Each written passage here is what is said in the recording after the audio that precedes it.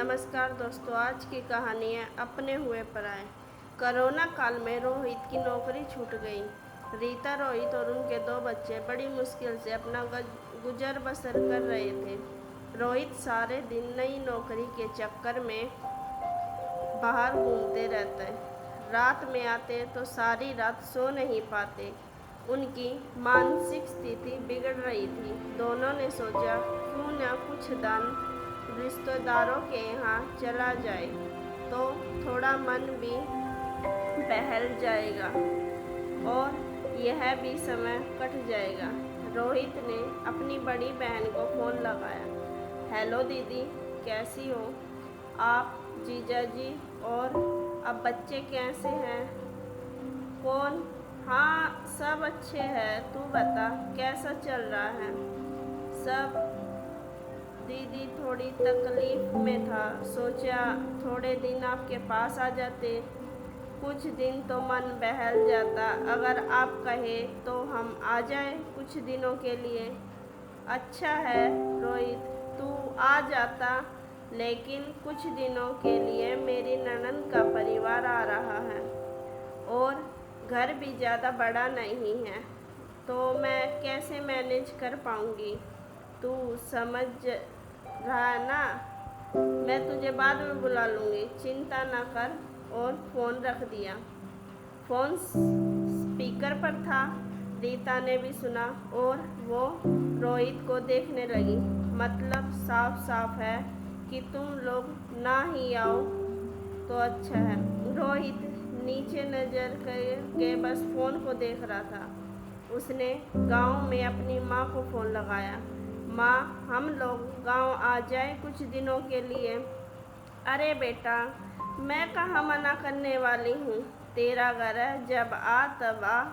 लेकिन यहाँ गांव की सीमा को सील कर दिया गया है, कोई बाहर से नहीं आ सकता। अब जब तक यह बीमारी कुछ कम नहीं होती तब तक मैं भी तुझे आने का नहीं कह सकती। रोहित को अब सब समझ आ रहा था, लेकिन रीता को क्या कहता। उसने बड़े भैया के पास जाने की सोची। दूसरे ही दिन बिना बताए भैया के यहाँ पहुँच गए और भैया ने भी जाते ही कह दिया कि रोहित, फ़ोन करके आते तो अच्छा रहता। भैया, अपने ही घर में फ़ोन करने की क्या आवश्यकता है, इसलिए हम ऐसे ही चले आए। वह तो ठीक है, पर वापसी कब? आज रोहित ने बिना बताए आने की गलती तो कर दी। उस पर भी वापस जाने की बात पर रोहित का सिर घूम गया। भैया, कल ही चले जाएंगे हम। वह तो यहाँ कुछ काम था, इसलिए चले आए। रीता भी सुन रही थी। उसने रोहित की आंखों को नम होते देखा। दूसरे ही दिन निकलते हुए रोहित ने कहा, देखा रीता, कैसे अपने पराये हो जाते हैं। सभी को थोड़ा बहुत पता है कि रोहित की आर्थिक स्थिति ठीक नहीं है, फिर भी सब ने अपना पल्लू झाड़ लिया। ये है खून के रिश्ते, माँ, बहन, भाई, जो कभी अपने थे और आज ज़रूरत के समय पर पराए। खैर, जाने दो, यह बुरा वक्त भी चला जाएगा। लेकिन अपनों की भीड़ में अब पराए पहचाने आ गए। यह कहकर अपने आंसुओं को छिपाने लगा। आप भी क्या इतने भावुक हो रहे हो? समय रहते सबकी सच्चाई सामने आ गई, यही बात है। चलो कुछ दिन मेरी बचपन की सहेली प्रिया के यहाँ चलते हैं। प्रिया ने रोहित, रीता और बच्चों का खूब अच्छे से स्वागत किया और कहा, जब तक चाहो रह सकते हो, अपना ही घर समझकर।